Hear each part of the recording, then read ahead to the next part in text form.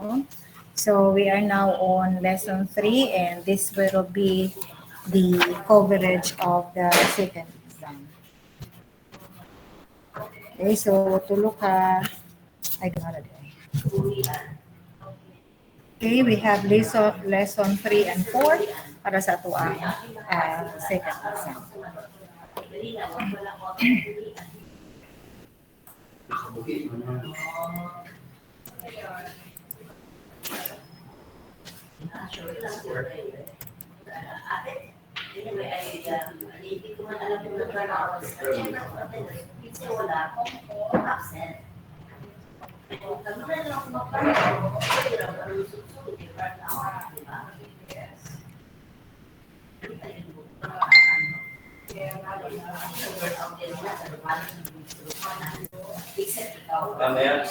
Second, bye.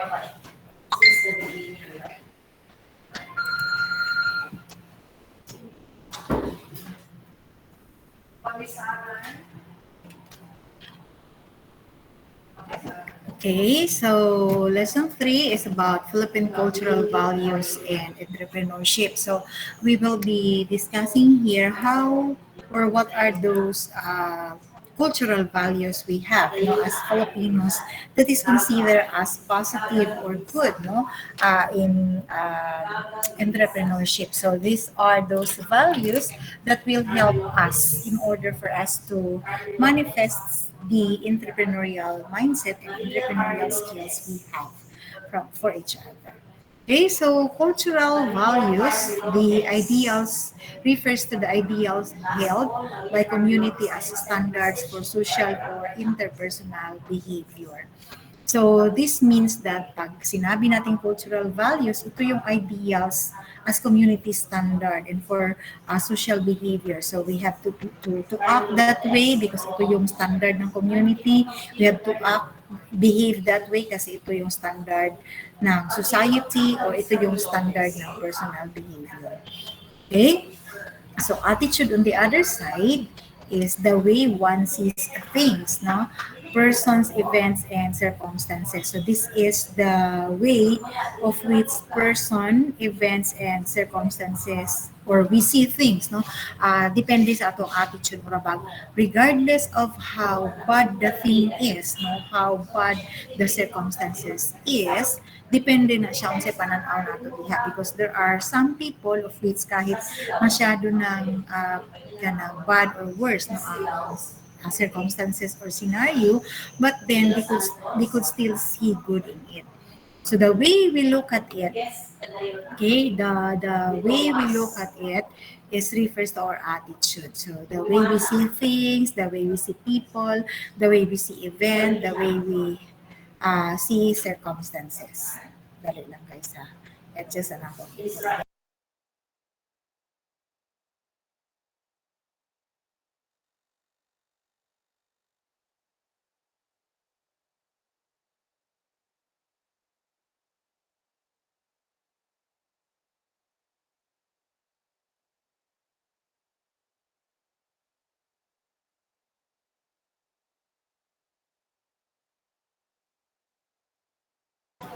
Okay, so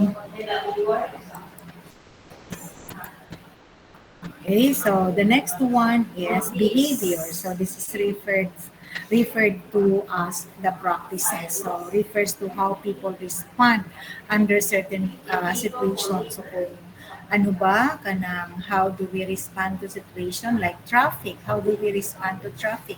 Mainis ba ta? Mawala ba tong pasensya? Magyaw-yaw ba ta? And so on. Okay?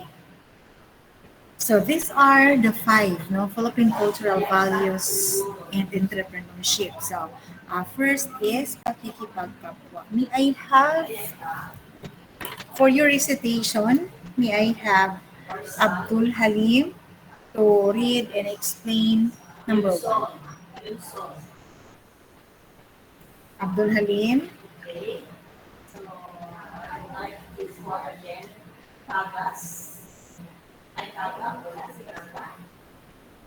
Abdul Halim. Wala si Abdul Halim, nawala na.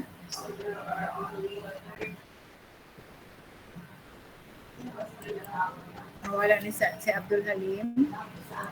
Okay, so if wala na siya, move ka kay Abrigana. Okay, Abrigana. Yes, ma'am. Good afternoon po. Okay, so please read and explain number one.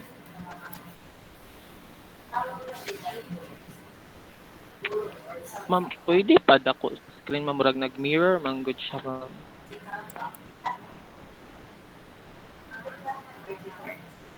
Sige po, salamat, ma'am. The Philippine cultural values and entrepreneurship. Number one is pakikipagpa. This trait is about how a person treats and relate with people around him. This also encompasses the following. Okay, kana lang, pakikipagkapwa lang muna. Kana lang siya Okay. yung explain. Ano, ma'am? This traits, ma'am, is it's all about kanang when one person, ma'am, how kanang paano kita siya, ma'am, makikipagkapwa, how he or she adjusts himself para maka-adjust anak na physical, ma'am, or around that kuan, ma'am, people, ma'am. Okay. How about Anghelia? Anghelia,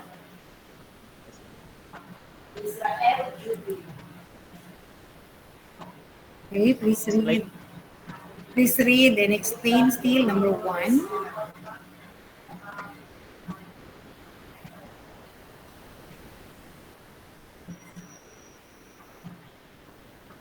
Anghelia.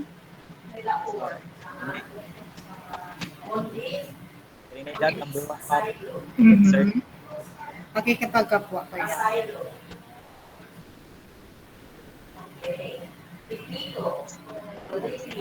person treats and relate to the people around him. Pero sa Okay, what's that?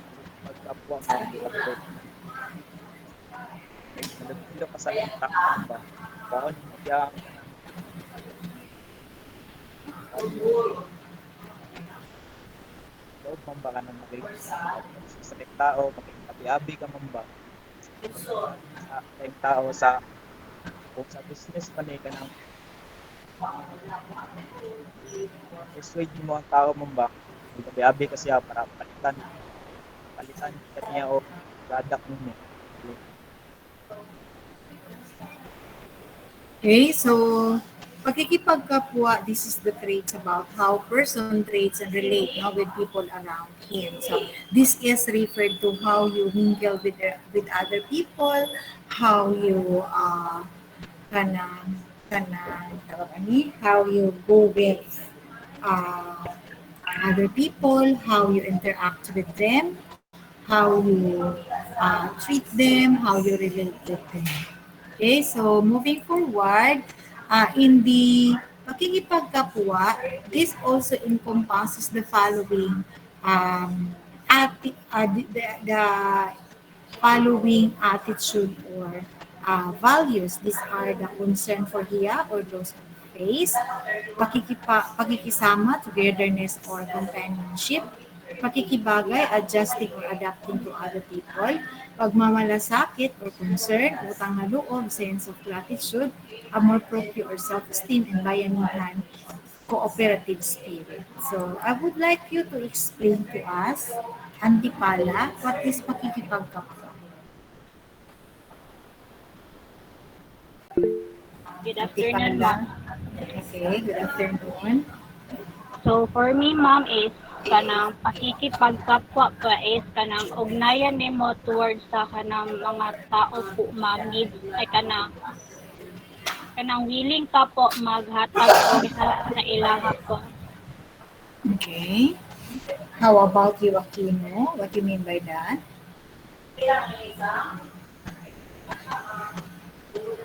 Aquino? So, wala na si Aquino. Oh, sige, sige.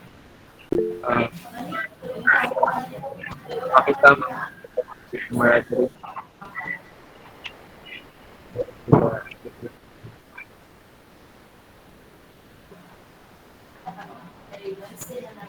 Aquino? Yes, ma'am.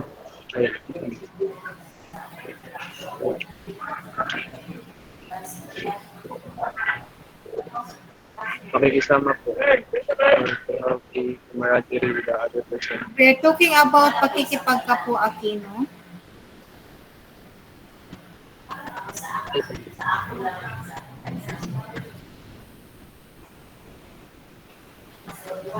Okay, shall we move to Ayukan?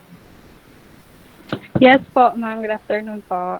Okay, sige, Ano po, Ayukan. for me po, pakikipagkapwa, ma'am, is how you, how you entertain with other, ma'am, how ano nimo imong self, then, like, in sa business, ma'am, pakikipagkapwa, like, how you, explain or, introduce your product to your business partners para kana, na, in a nicest way po, ma'am. Okay, so pakikipagkapwa promotes ideals, no, for entrepreneurship because persons more concerned in providing better products, no, and services so that he may not experience the loss of faith or what we call as yeah. So ang pakikipagkapwa is a good, no, ideals for Philippine entrepreneur. Because of that, mapugo si entrepreneur o provide og better products and services kang customer kay para kanang dili siya maka-experience o hiya, no, or kanang kaulaw or loss of faith. So this is quite considered as ideal values, no, for entrepreneurship. Next is pakikisama. May I have kinsa ganito ganina si Ayukan to, no? Okay, how about Barbarona? Yes po, ma'am. Ma'am. Pwede zoom in po, ma'am. Read and explain man siya, ma'am po, no? Yes. Okay po. Pakikisama improves the entrepreneur's network and the reach of his business. The person's ability to adjust or adapt to other people's ways will also help the entrepreneur provide more relevant products and services as he could. So, ang sa pakikisama po, in terms of entrepreneurship po is, mura siya ganang all about how makisabay gani po, ma'am. How you will interact with your colleagues or in your work, how will you interact with the customers din po, ma'am. And in and the reach of his business din po, ma'am. Ability po siya to adjust or adapt, ma'am, sa situations na naa sa imong palibot, ma'am. Like say for example, kani nga group of people, ma'am, kinahanglan nimo i-adapt na mo nilang mga style, mo nilang mga cultural or traditions in this certain na circle of people mun, ma'am. Then mutabang pod sila, ma'am. They will mangitas lang ways na maka-help pod sa, ma'am, ba sa entrepreneur nga maka-provide gani o ganang mga importanteng products and services, ma'am, as he could, especially sa mga customers din po. Yan lang. Okay, how about Borjos? How about Borjos? Napa si Borjos? Borjos? Napa si Borjos? Okay, so wala. We'll go to Kabilan. Kabilan. Okay, so read and ma'am. explain Kabilan. Pakikisama, ma'am. Okay, yes. Pakikisama ma'am, is kanang kailangan mo kanang mag-build ka relationship to other people, ma'am, para imong business is maano good, ma'am, ma-successful. Okay, so pakikisama improves the entrepreneur's network and the reach of his business because pakikisama means you have to get along with people. So, dagan kay kag-amigo, kay kontra. So, ang kontra, mapalit yun na siya sa inyo. No? Or this is the ability to adjust or adapt other people's ways will also help entrepreneur provide more relevant product and services that you could. So another advantage to pakikisama is since you mingle with them, since you adjust with them, since you talk with them, you will be able to get what they want, know what innovation they want. You could get what tawag ani, kanang what improvement that they need, no, for your product, which will make the entrepreneur provide a relevant products and service, okay, to the consumers.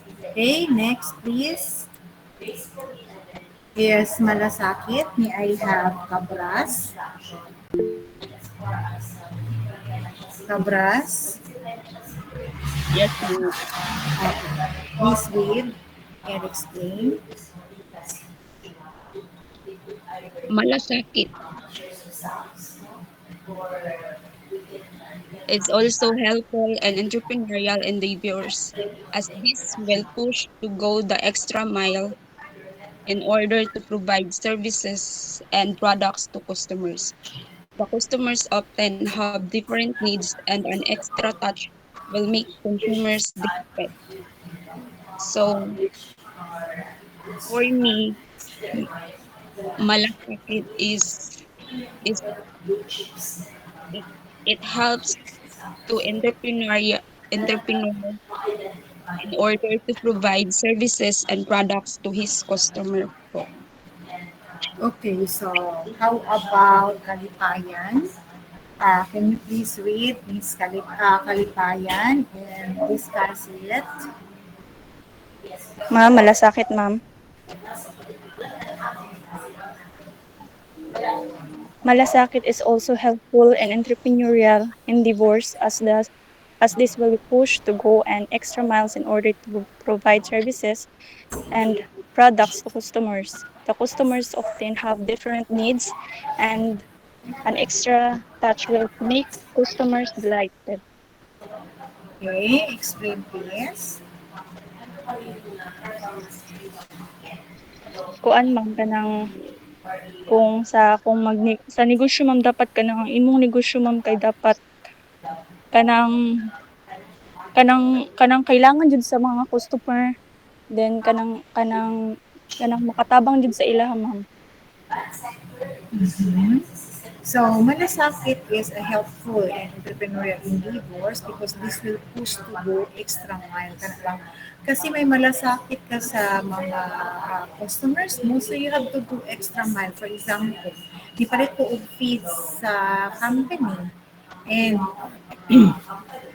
And kanang let's say nakita sa kuan seller na bugat man kaayo murag di man ako kaya dalon, so the seller would say hatod na lang ni nako, di ba, without any kuan kana, without any or asking, no, any kuan kana additional charges. So that is what we call as malasakit, kasi nagmalasakit ka of your customer. And tendency is that pag ma-feel ni customer ang imong malasakit, so it will give extra touch or ma-touch si customer ana, and because of that he would be happy and delighted. So as you say, a delighted person, kung happy si customer, tendency is that si customer will keep on buying product from you, no? Kasi happy siya with you, kasi ma-feel niya na dili lang kay you consider him or this person as a kanang customer, but part, no, of the business. Okay, so next please. Next is utang na loob. May I have kamingawan? Kamingawan please. So wala si kamingawan. We'll go to Carielo. Yes, ma'am. Utang na loob, ma'am. Okay. Utang na loob or the sense of gratitude will often make an entrepreneur look back and offer social responsibility projects. In addition, a Filipino with high self-esteem of attracts more customers to trust in his displayed confidence. Okay, what you Um, mean by that? Utang na loob, ma'am, is kanang yung in terms sa entrepreneur, ma'am, kay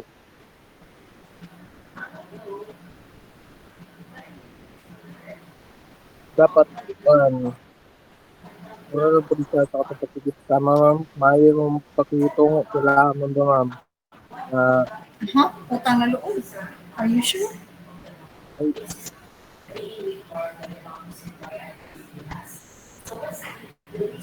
gratitude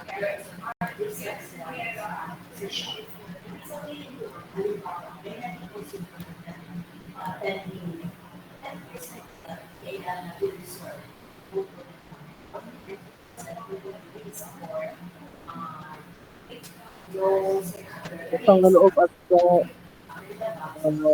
colleague mo ma'am. Ano yun?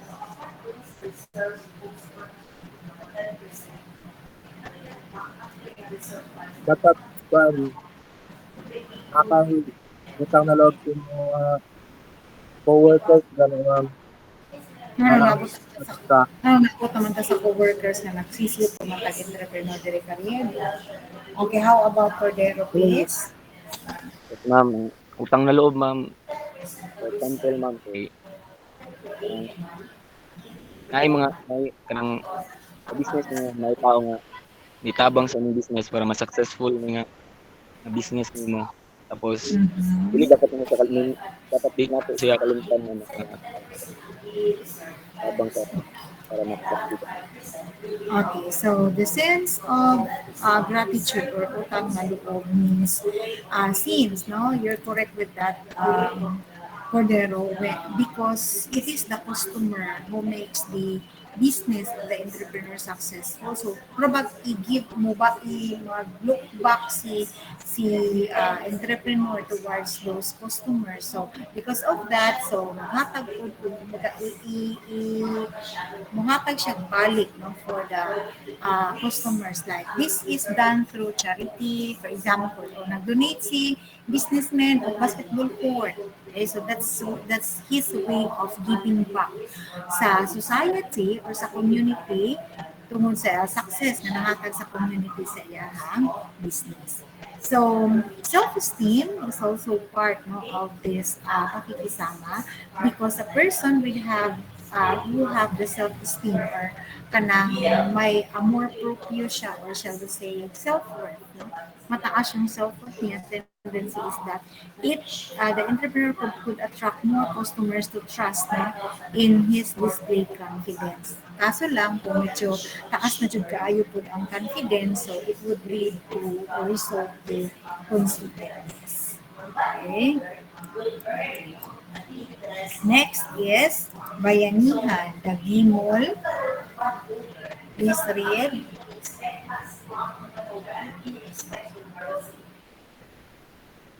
Bayanihan or cooperative spirit of Filipino is essential in entrepreneurial activities as this will make him more effective and with his community and strengthen his ties with his current target market.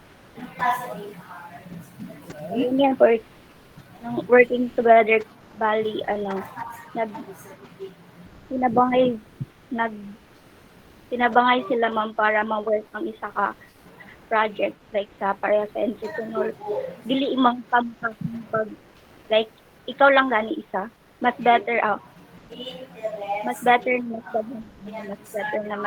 may bayanihan para mas successful sa iyong business. Okay, Dipoldo. For me, ma'am, ang bayanihan is, for example, itong employer and ang mga employees na tinabangay din ma'am para ma-improve ang inyong business bilang Okay, so bayanihan is the cooperative spirit of Filipinos essential in his entrepreneurial activities as this will make him more involved in the community. And being involved in the community could lead to ties or connections with his target market. Okay, next please. Okay, so number 2 is risk-taking. So can we have Jamante? Hi, yes ma'am, good afternoon. Risk-taking or lakas ng loob as an entrepreneur is a very important trait good that you have risk-taking spirit. It's because kung dili ka risk-taker, dili ka mo take the risk, so walay mag-start, walay kay mabuhat. It's because you are not taking the risk. So this spirit is about pursuing a business without 100% assurance that everything will turn out right. So people with that will shy away from new opportunities for innovation in offering products and services.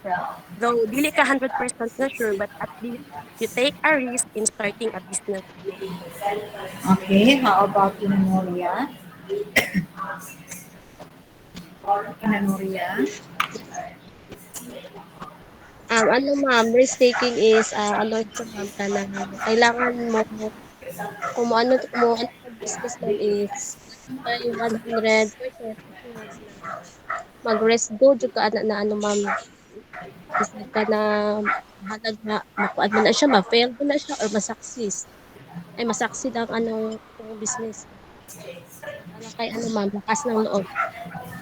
Okay, so risk-taking or lakas ng loob. So this trait is about pursuing a business ka na bang regardless of you don't know, no, 100% or you are not assured 100% na yung business is successful, pero you take the risk. Okay, so kapag ano gyapon ka, nag-try gyapon ka. So people without guts will shy away the new opportunities and innovation in offering products and services. Okay, so how about um, okay, Escabosa, can you please read? Escabosa. Sige, ma'am. Kaning primero lang ang basahin. Sige, ma'am. Okay, do Sa Filipino terms, bahala na exemplily illustrate this term project optimist and not fata- fatalism as this bahala na is often followed by remedy along the way while giving their best. So, Filipino terms bahala ma'am kay bahala na ano. Wala dili you are not sure about something ma'am so you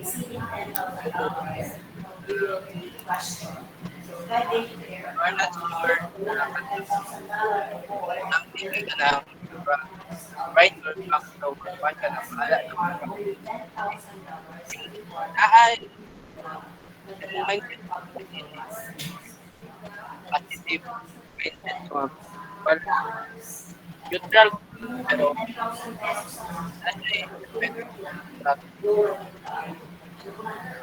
Okay, how about Facundo? Iskabusa, kaning kamuting ang sa sunod is stable ang connection ha. Okay, Facundo.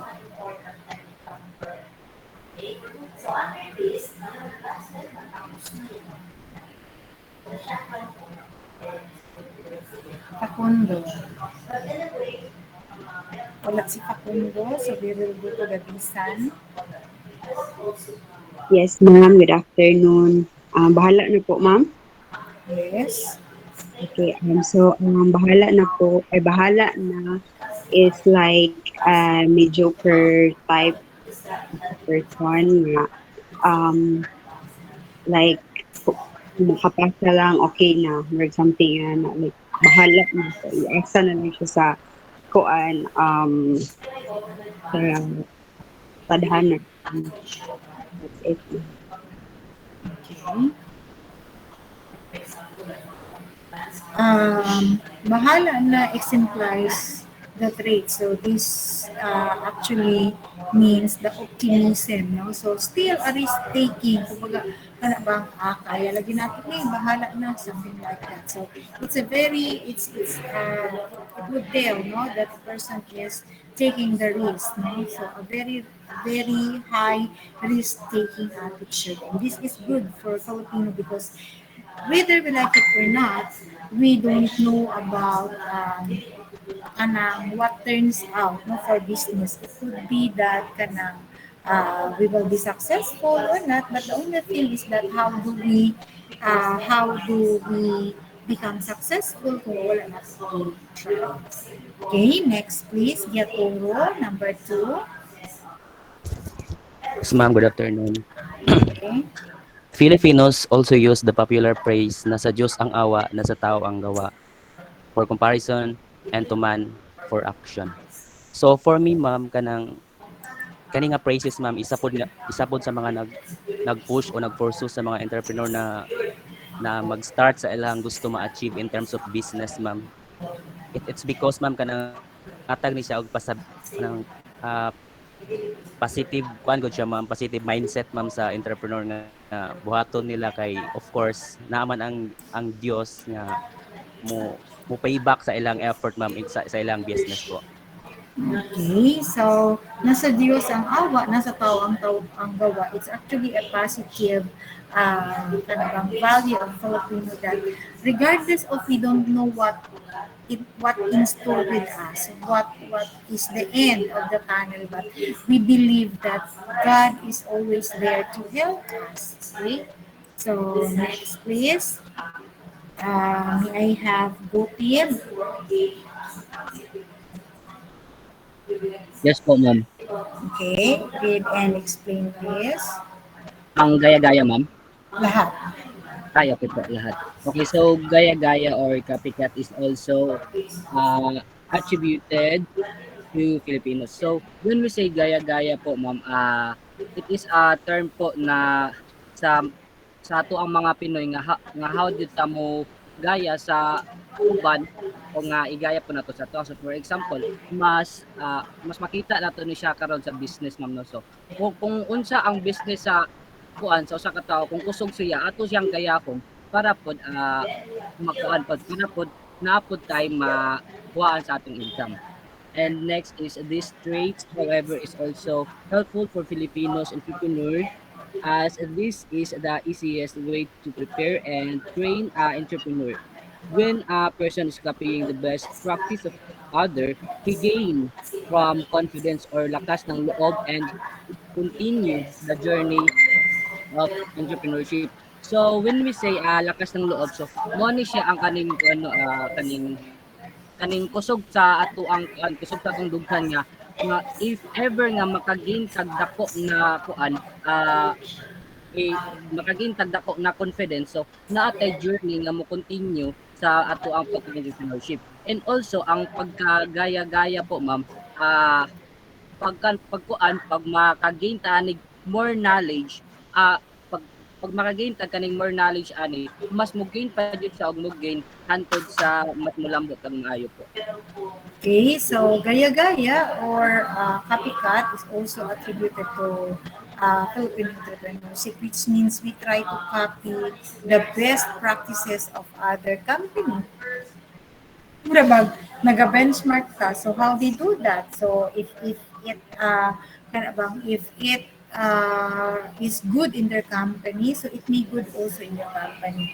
But one thing is that when you do some gaya-gaya or imitation or imitating the best practices of your of the other company, make sure that you have to alter it or you have to do it or implement it in your way, no?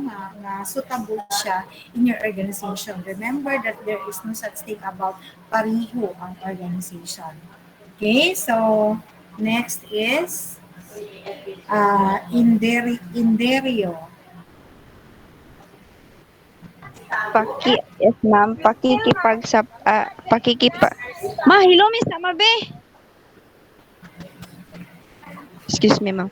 Pakikipagsapalaran, sense of adventure and close family ties add to this risk-taking tendency of Filipinos. For example, ma'am, you're going to madto ka sa laing lugar, makipagsapalaran ka in case what if dito ako madato, diha ka mag sugod og negosyo, diha ka mag-start, what if mo adto kong laing lugar, mo improve akong business. That's Okay, so how about Waban? Napa si Waban? Okay.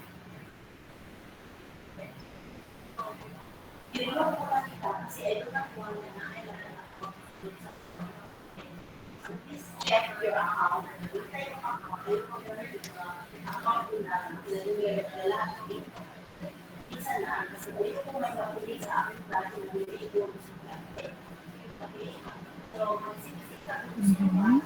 Okay. So, pakikipagsapalaran is the sense no, of adventure.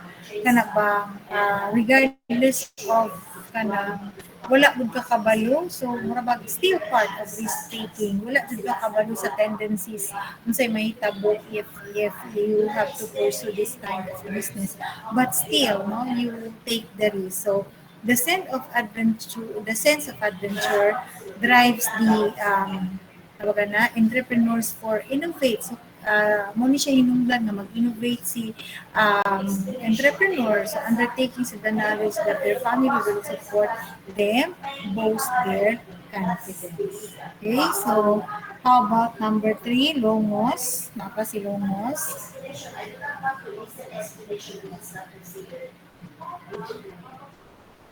Okay, so Lopez. Napa si Lopez? Okay, wala. Shall we move to the Chavez? Yes, ma'am, good afternoon po. Katapatan or sincerity, the strong spiritual and moral values evident among Filipinos demands us to be honest in all different dealings. This trait moves the Filipino entrepreneur to avoid dishonest and exploitative ways. So katapatan ma'am in business, it is kanang it helps the businessman which kanang mali ang nagaguide man ba nga sa isa ka entrepreneur nga ginaiwasan ang kuan man kanang mga problem good na ma-deal nila sa along the run sa ilang business lang so ginaiwasan nila ang pagiging kanang dishonest sa kanang different way na parang in the end malangkot po ang ilahang gina-build po na business po. Okay. So, shall we move to Mantilla? Mantilla. Si Mantilla. So, Marcelino. Wala, Rod? Yes, ma'am. Good afternoon. Okay, sige. Please read and explain, Marcelino. Katapatan, sincerity. The strong spiritual and moral values evident among Filipinos demand us to be honest in our different dealings. This trait moves the Filipino entrepreneur to avoid dishonest and exploitative ways. Kuan ma'am, katapatan it's in entrepreneurship kuan katabang siya sa imo ng maghatag ka like example kanang honest nga kuan dili ka mag-ingon nga maghatag kag mga dili mao nga kuan pasanang sa pagnegosyo or kanang kay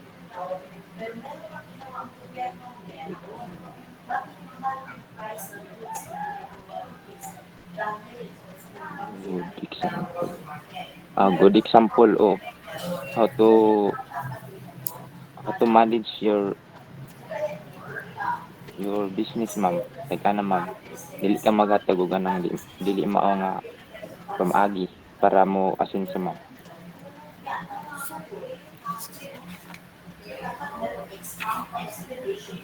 Okay, so katapatan or sincerity, the strong spiritual and moral values. So, evident among Filipinos demand us to be honest in different dealings. So, kani katapatan or sincerity, it's a cultural values that moves, no, or drives or motivates Filipinos to avoid dishonesty and exploitative ways. Okay, so next is Castero. Yes, ma'am. Katapatan ma'am. Read and explain. Um, Katapatan also promotes labor management relations. The entrepreneur offers The personal and obstacle good habits which these employers on hand service and express business. Katapatan, ma'am.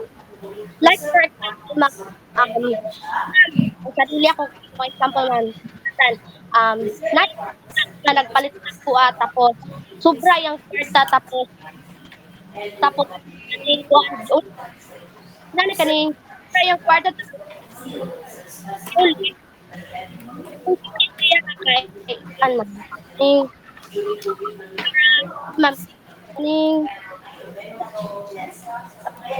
Putol-putol ka, Pastera. Balikan ka pa. Okay, Pailado, please. Pailado. Yes. Okay, please read and explain. Katapatan security also promotes smooth labor management relation. Entrepreneur offers fair salary and expect a good and honest service from his employees. On the other hand, employees also render his honest service and expect fair.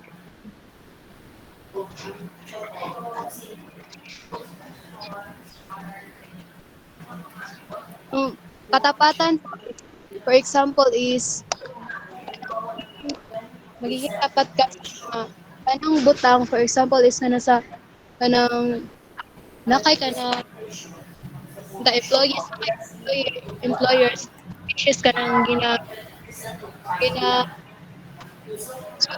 so, maging tapat ka sa paghatag sa iya o ganang tama gud nga sahod then also pod kanang naa kay customers then taga iyang mga kanang sudan iyang hatag nga kwarta maging tapat ka kapag balik sa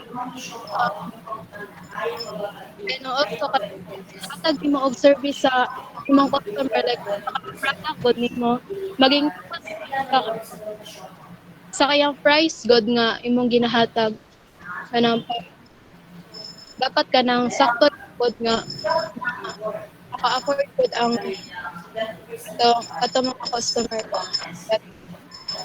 Okay, so katapatan or sincerity also promotes the labor management relation because the entrepreneur offers fair salary to the employees and expect honest service also from the employees. So on the other hand, employees also render his honest service because he is expecting fair treatment from the employer.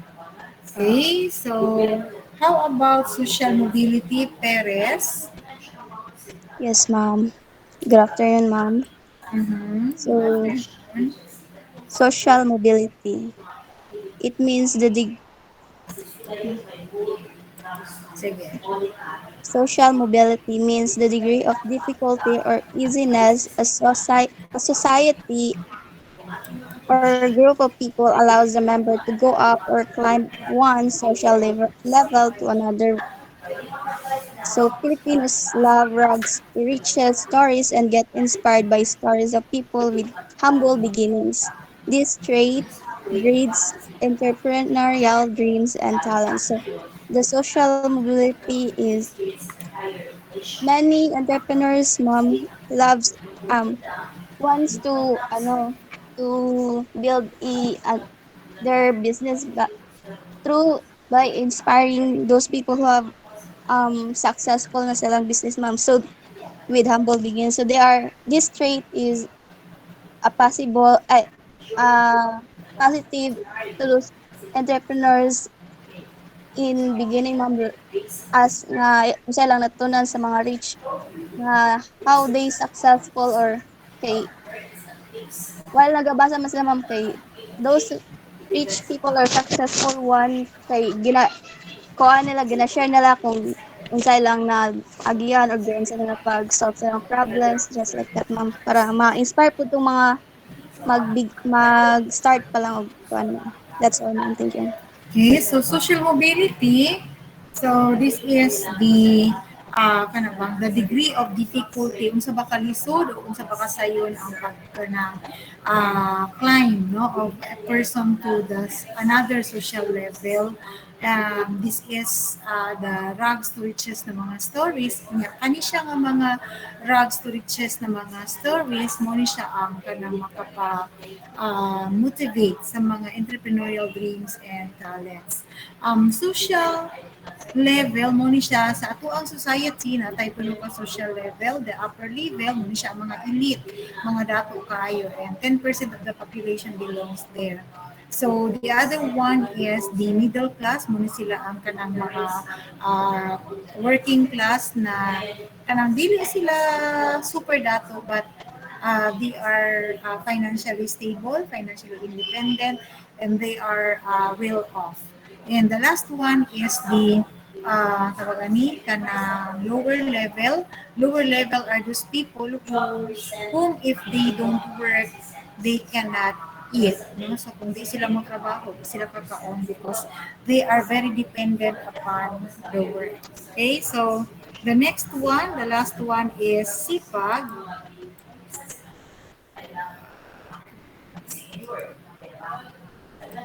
Okay, so may I have Pial?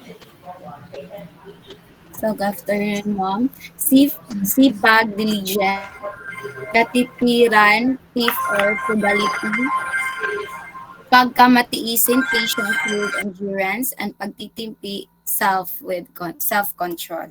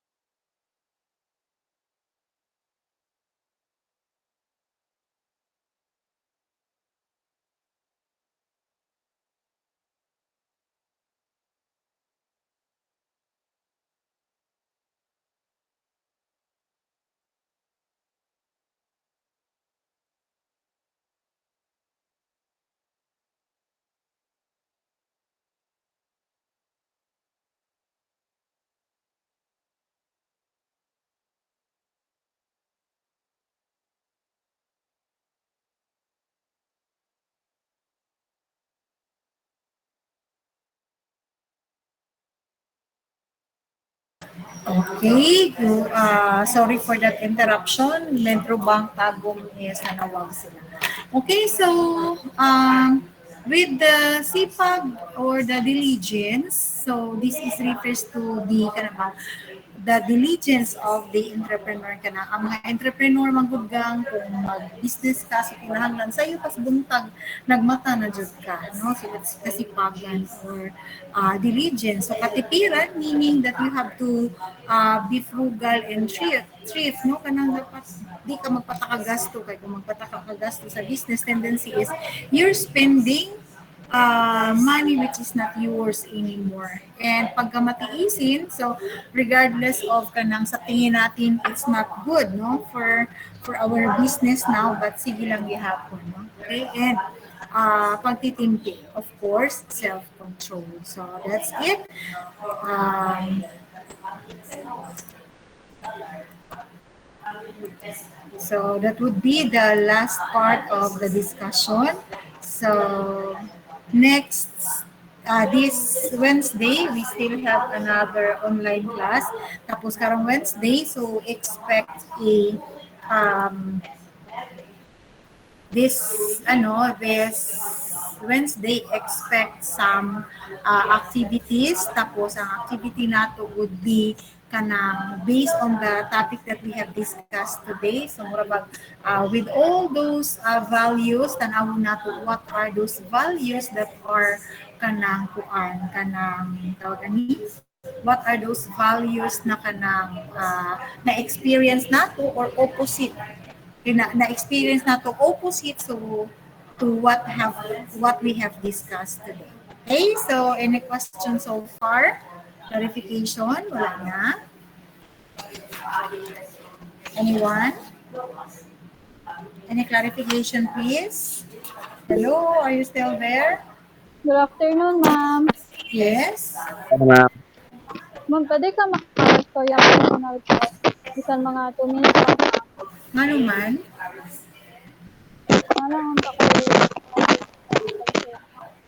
You can come here if you want to talk to me.